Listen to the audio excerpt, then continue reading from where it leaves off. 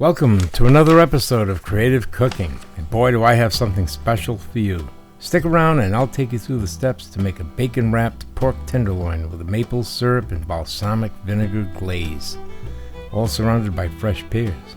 So preheat your oven to 425 degrees and let's get started. Alright, so what we have here is a pork tenderloin roast weighing in at about 1.5 to 1.75 pounds. There isn't much you need to do to this except remove the silver skin. That's that wide, long piece of what looks like fat but is not fat. That's actually connective tissue. And it's very tough. If you bite into a piece of that, it'll be like chewing on a rubber band. So just slip a paring knife or a fillet knife or a very sharp knife, make sure it's thin, and just slip underneath there as you see, and just cut away at it.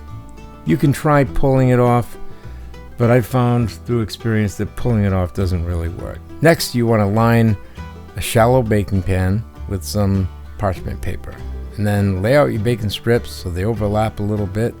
Season your roast with a little bit of pepper, place it on the end of the bacon strips, and just use the paper to help you roll that up real nice, leaving the ends on the bottom.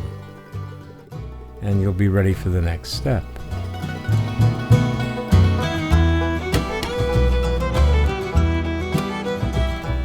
Next, mix the balsamic vinegar with the maple syrup, and using a pastry knife, spread that over the top of the roast, let it run down the sides. And be generous with that because you want it to sort of seep in between the layers of bacon and come in contact with the meat, although it's not as important. And don't worry, you'll have plenty of this left over that you can heat up in the microwave and then whisk in about a tablespoon of cold butter until you have a nice smooth sauce.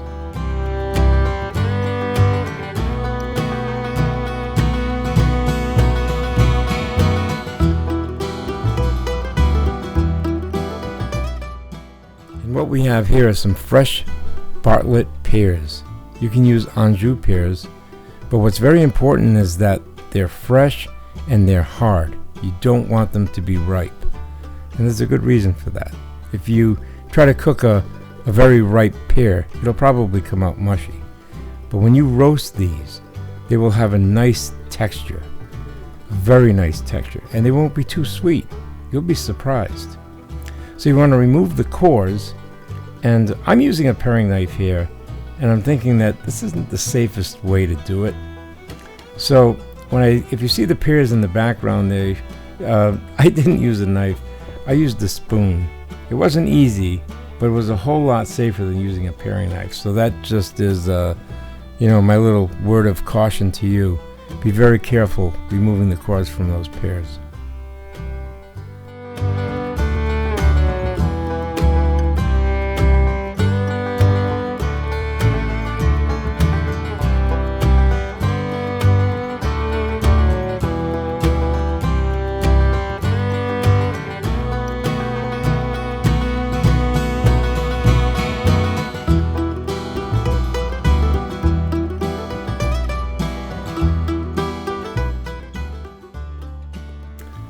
All right, well, now we're ready to put a little bit of that sauce on the pears.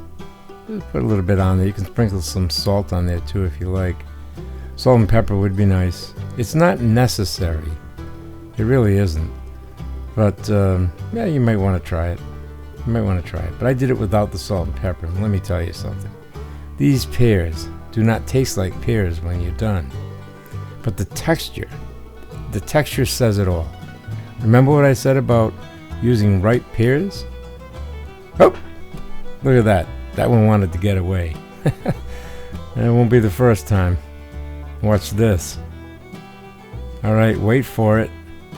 Wait up. There it is. Whoa. All right, just repeat that, but try not to repeat dropping them. At least none of them ended up on the floor.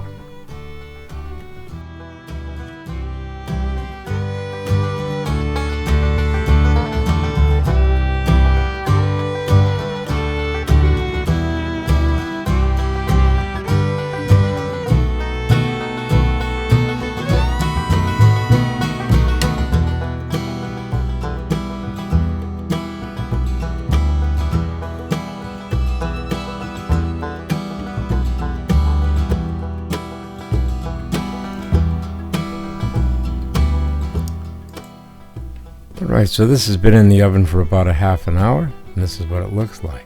Look at those colors. And we'll just check it with a meat thermometer to make sure it's cooked.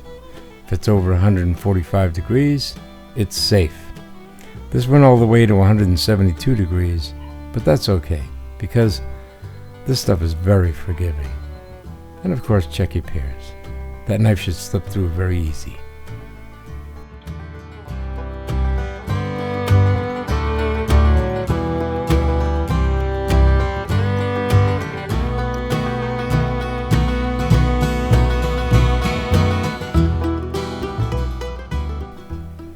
Alright, this has been sitting for about 10 minutes, and we'll go ahead and we'll start to slice this and get ready to serve. Take a look at the inside of that. You can see the steam coming out, but watch it. It's hot. It's very, very hot. I couldn't keep my fingers on it. Check it out. But boy, I'll tell you, these things are nice and juicy on the inside. The bacon is fully cooked. You'll be amazed. You'll be absolutely amazed at how tender and juicy this comes out.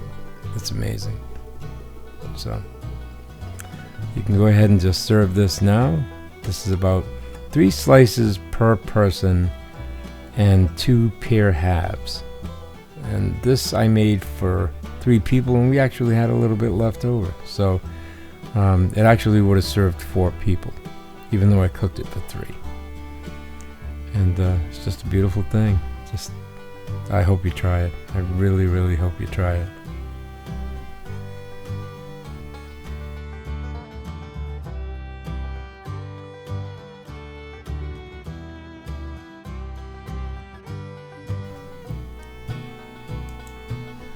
If you enjoyed this presentation, please comment below and share with others. Subscribe if you want to.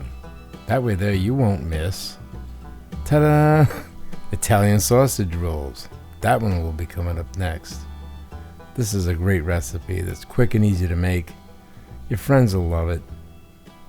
Who doesn't love Italian sausage?